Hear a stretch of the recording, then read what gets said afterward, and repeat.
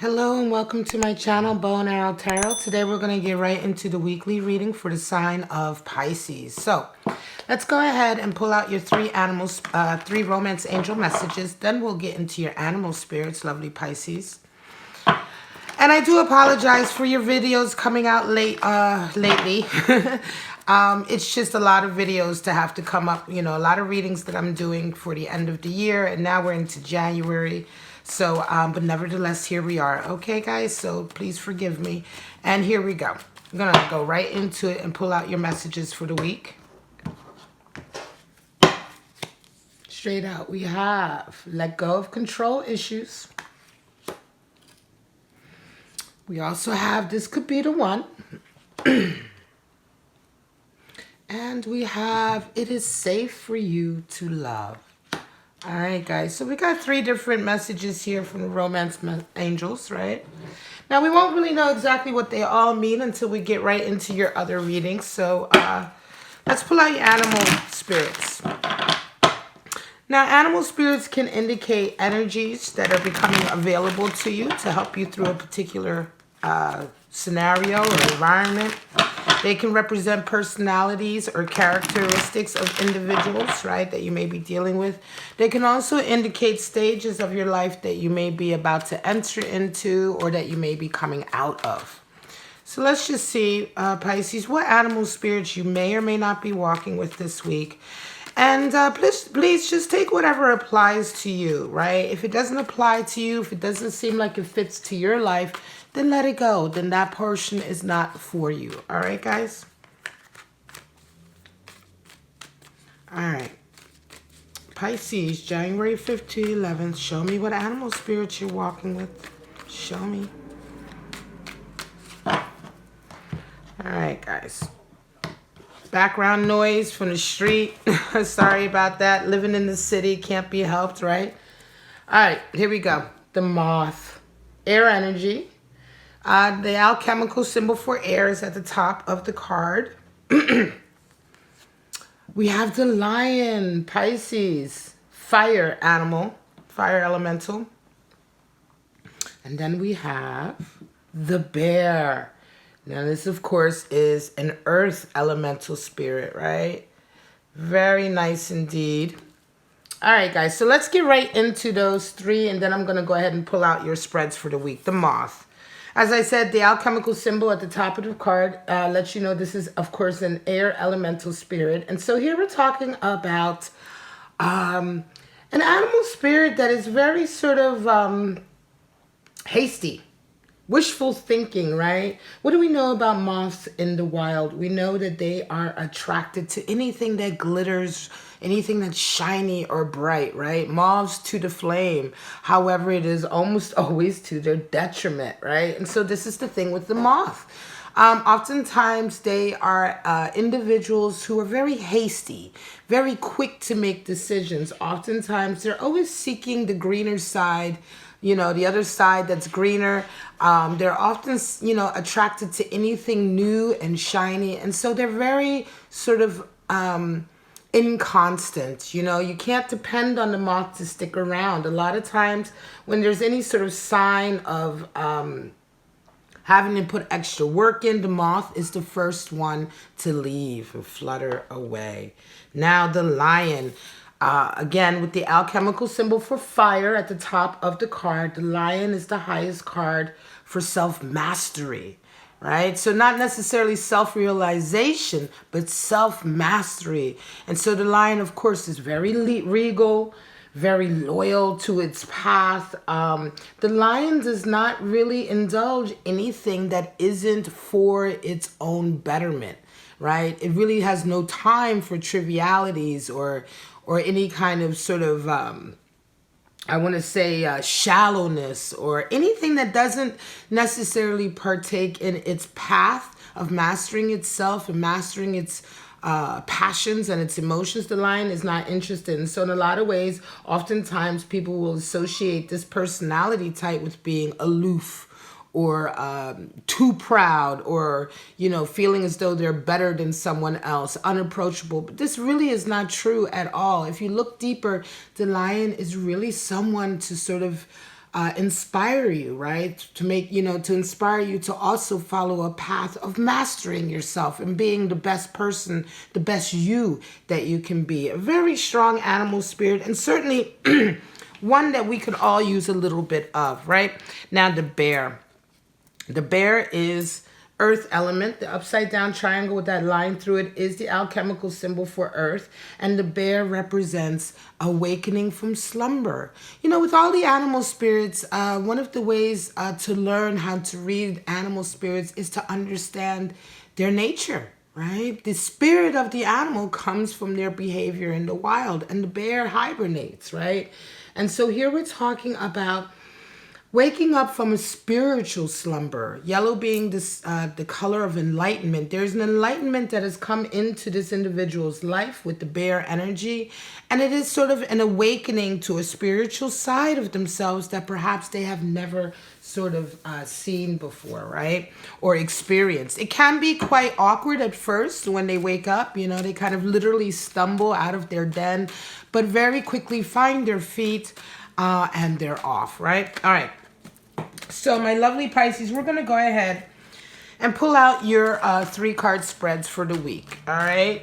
These are forecasts of events and scenarios that you may or may not be experiencing. Again, just take what applies to you and let the rest go. All right. Now, these forecasts are intended to be apart and separate from each other. So you may only resonate with one forecast. They are not all necessarily for the same Pisces. Okay. Show me what's going on for my lovely sign of the fish for January 5th to the 11th.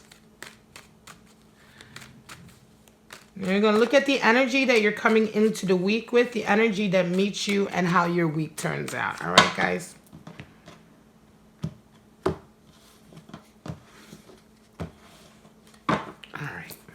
Straight out, we have the 3 of Wands, the King of Wands, and we have the Fool. All right, guys. So, the 3 of Wands. Some of you are coming in with the 3 of Wands. 3 is the number for bonding and loyalty, right? It is also the number for virtue, and patience is a virtue. With the 3 of Wands, we find ourselves being forced to sort of slow down. Take a look at the lay of the land before you make your next decision, right? The 2 of Wands is Mars and Aries energy. And so with the 2 of Wands, we're raring to go, right? We're very sort of like warlike almost, right? As we see with Aries, right? But with the 3 of Wands, we find life kind of slowing us down. And oftentimes the 3 of Wands happens at a time in our lives when we need something to catch up. Right? Something needs to come in, either an event or an individual or an understanding, whatever the case may be. There is something that needs to come into your life. And if you were to keep sort of pressing ahead, the timing may be off and you may miss it. And so life kind of forces you to slow down no matter how much you want to keep going. And so whenever this happens, it is a time to really stop, be contemplative, pay attention to what's going on around you. Very soon you'll be off again, right? But this is the energy you're coming into the week with, and you're met with a King of Wands. Now, kings are always associated with fire, and so here we have the fiery aspect of Wands, which are fire, and the King of Wands is the leader, right? He's the great leader. He shows us how to manifest our passions. He shows us the way, he shows us the sort of the need to have a vision, right? Just as all kings are sort of leaders, right? But the King of Wands leads by example. And this is what makes him the highest card for leadership in the deck. And he's the one that you're met with. So very much so, Pisces, some of you have been slowing down or been forced to slow down to meet this individual. This could be someone coming into your life that really helps you find a certain side to your passions, that perhaps teaches you something about how to move forward.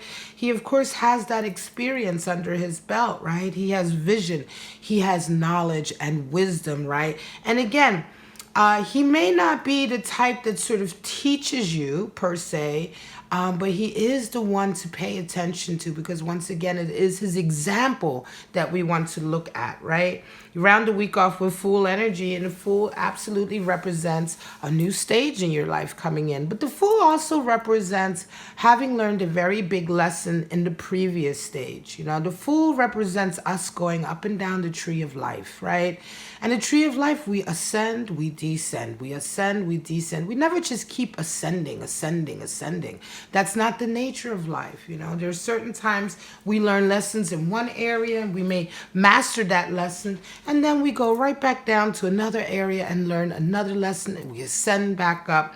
But the Fool talks about taking a leap of faith, of course, which is oftentimes what it is associated with. But really, more importantly than that, the Fool also represents a quantum leap in our understanding in some area in our life. And once this quantum leap happens and this information and wisdom comes in, we go to a new area of our lives, and we're once again the student. So this is very much the understanding of being sort of the student, the master, the student, the master, and back and forth it goes. But this is how your week rounds off, right? You're about to start a new stage in your life. And I think that this King of Wands energy is helping you to sort of see that, right? Even though you feel perhaps you've come into this week sort of raring to go, you kind of know the path you're going to take.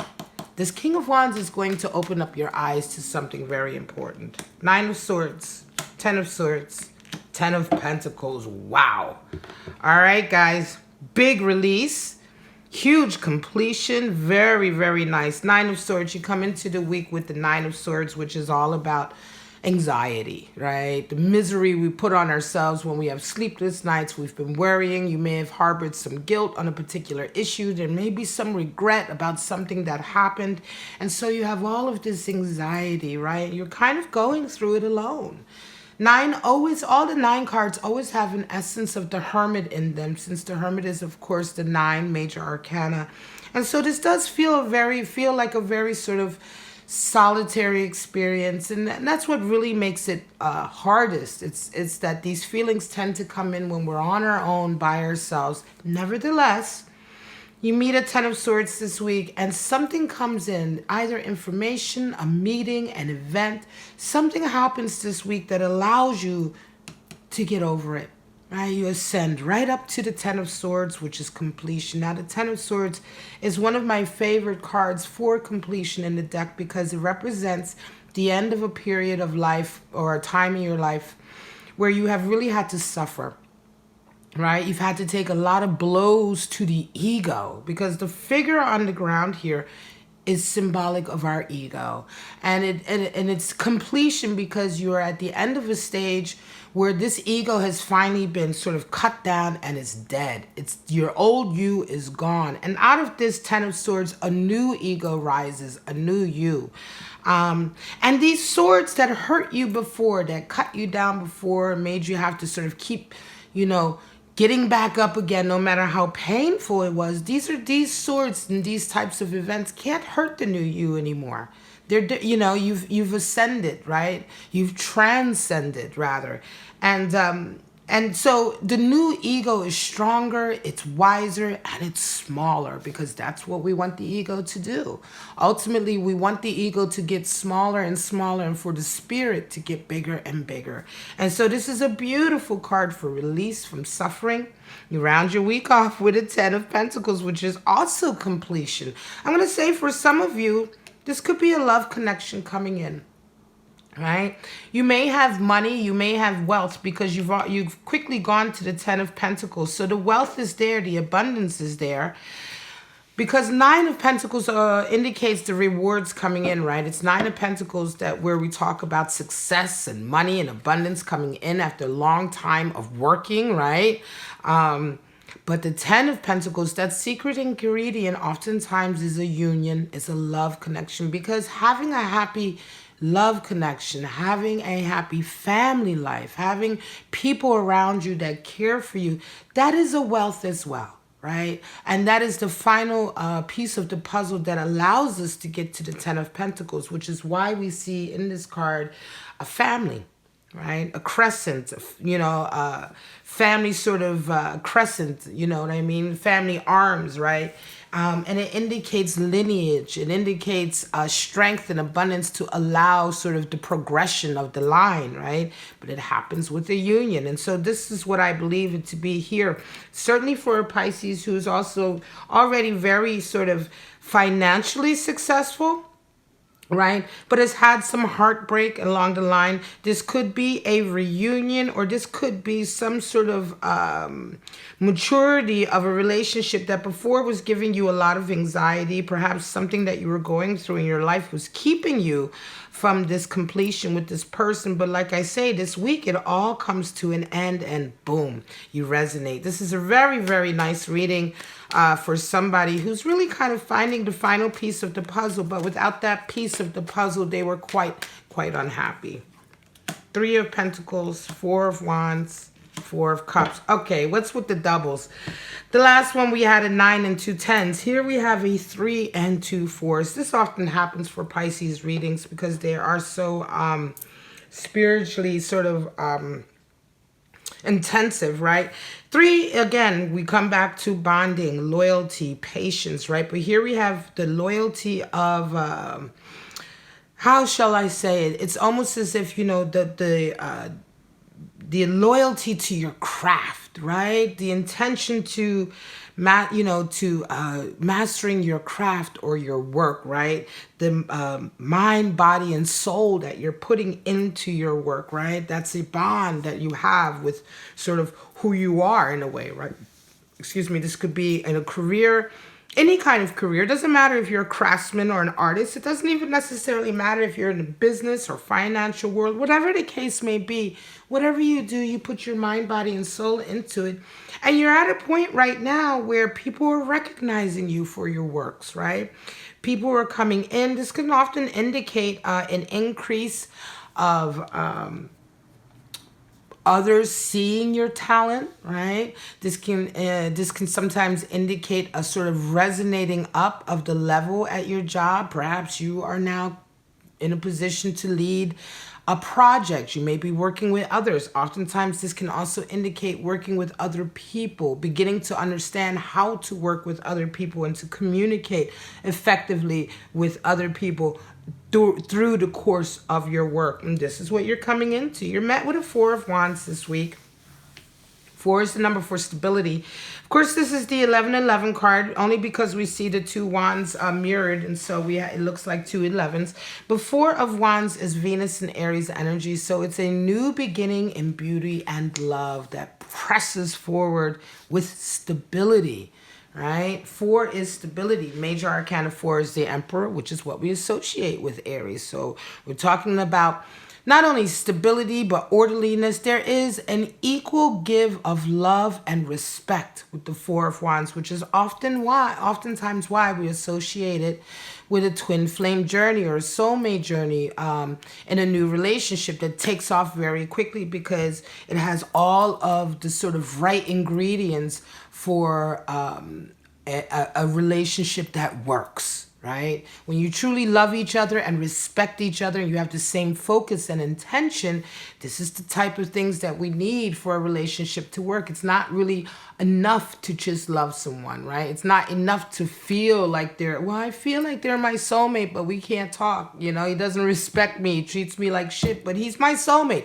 That's not what 4 of Wands is about. 4 of Wands is a connection with someone that treats you the way you treat them. And this is it's a good way that you treat each other. It's healthy, it's progressive, it's mutually respectful.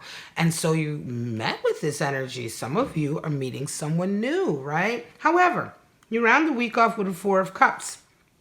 Now, this is quite interesting. You're meeting somebody new. This is a new, really very strong relationship starting off very quickly, but yet you're unwilling to accept a cup of love here. And I believe this right here can be friends coming in or individuals coming in who are trying to help you in some area and you're saying no, right? It could be someone, because this card, 4 of Cups, can be interpreted many different ways depending on its position. It could very well be that this love connection is coming in and the person is offering you a cup of love and you're being hesitant. Or it could be a friend or someone very close to you that's trying to help you with this love connection. Nevertheless, you're saying no to it. So I wonder why. There's a fear here, perhaps, that your stability that you've already worked for is in jeopardy.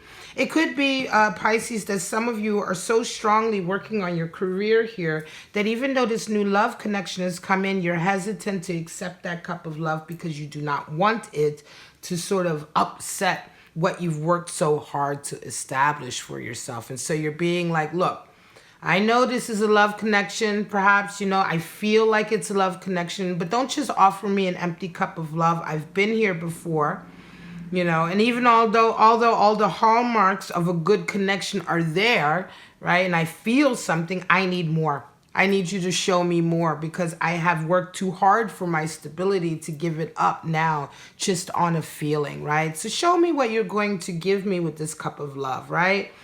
What should I expect? Should I expect you to be loyal and honest? What kind of morals do you have? What kind of backbone do you have?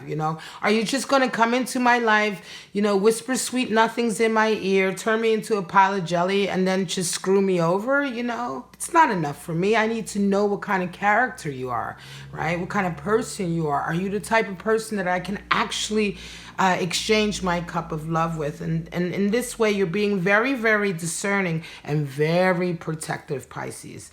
I'm going to leave it at that. This is your reading, January 5th to the 11th. I do hope it resonated for you. If it did, please like and subscribe. All of that helps my channel to grow. Look in the description. You'll see also your other readings for 2020, your 2020 love outlook, 2020 general outlook. But for right now, Pisces, please do have a wonderful first full week in January, and I'll see you next Saturday for the weeklies. Bye-bye now.